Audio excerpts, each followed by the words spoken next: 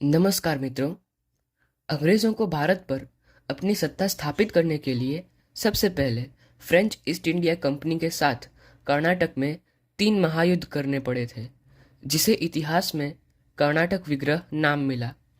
ये विग्रह 3 बार हुए थे, जिसमें फ्रेंच ईस्ट इंडिया कंपनी की पराजय होने से वह वापस फ्रांस चली गई और भारत पर अपनी सत्ता जमाने के लिए अंग्रेजों का रास्ता साफ हो गया।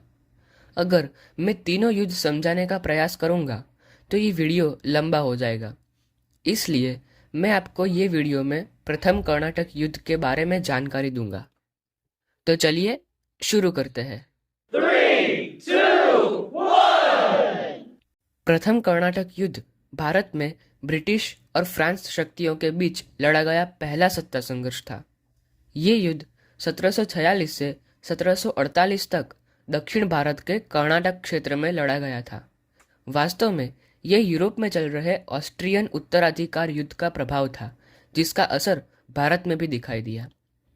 17वीं और 18वीं शताब्दी में ब्रिटिश ईस्ट इंडिया कंपनी और फ्रांस ईस्ट इंडिया कंपनी दोनों ही भारत में व्यापारिक प्रभुत्व स्थापित करने के लिए एवं एक दूसरे को नीचा दिखाने के लिए प्रतिस्पर्धा कर रही थी।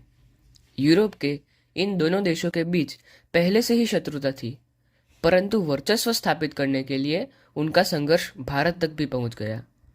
उस समय कर्नाटक क्षेत्र नवाब अनवरुद्दीन के अधीन था। 1746 में फ्रांस के गवर्नर डुप्ले ने भारत में अपनी शक्ति बढ़ाने का प्रयास किया और इस कार्य में फ्रांस की नौसेना के कमांडर ला बुर्डोनई ने भी उनकी सहायता की। इन दोनों ने मिलकर ब्रिटिशर्स के प्रमुख व्यापारिक केंद्र मद्रास पर कब्जा कर लिया। नवाबे आरकोट ने फ्रेंच लोगों से अपना क्षेत्र मद्रास वापस करने की मांग की, परंतु डुप्ले ने साफ इनकार कर दिया। इसके परिणाम स्वरूप नवाबे आरकोट ने अपनी सेना भेजी, लेकिन सेंट थॉमस का युद्ध जो 1746 में लड़ा गया था, उसमें मुट्ठी भर फ्रेंच सेना ने विशाल भारतीय सेना को पराजित कर दिया था। इस युद्ध का अंत 1748 में एक्स-ला शैपल संधि के साथ समाप्त हुआ। इस संधि के अनुसार फ्रांस ने अंग्रेजों को मद्रास लौटा दिया और बदले में यूरोप में फ्रांस को उसके क्षेत्र लौटा दिए गए।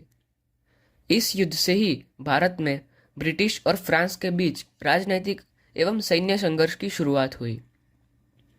इन युद्धों के कारण भारतीय शासकों को पहली बार यूरोपीय सेनाओं की वास्तविक शक्ति का अनुभव हुआ। इस युद्ध ने दक्षिण भारत में ब्रिटिश और फ्रांस के बीच हो रही प्रतिस्पर्धा को अधिक गहरा कर दिया, जो आगे चलकर द्वितीय और तृतीय कर्नाटक युद्धों में बदल गई। मित्रों, ये प्रथम कर्नाटक युद्ध भले ही किसी निर्णायक परिणाम पर समाप्त न हुआ हो, लेकिन इसने भारत में यूरोपीय शक्तियों के बीच संघर्ष की नींव रखी। ये युद्ध भारतीय इतिहास में उस काल के प्रारंभ का प्रतीक है जब विदेशी कंपनियां व्यापार से आगे बढ़कर राजनीतिक एवं सैन्य प्रभुत्व के लिए भी प्रतिस्पर्धा करने लगी। अगर आपको हमारा वीडियो पसंद आया हो तो चैनल को सब्सक्राइब कर दीजिए। मिलते हैं अगले वीडियो में, तब तक के लिए जय हिंद, जय भारत।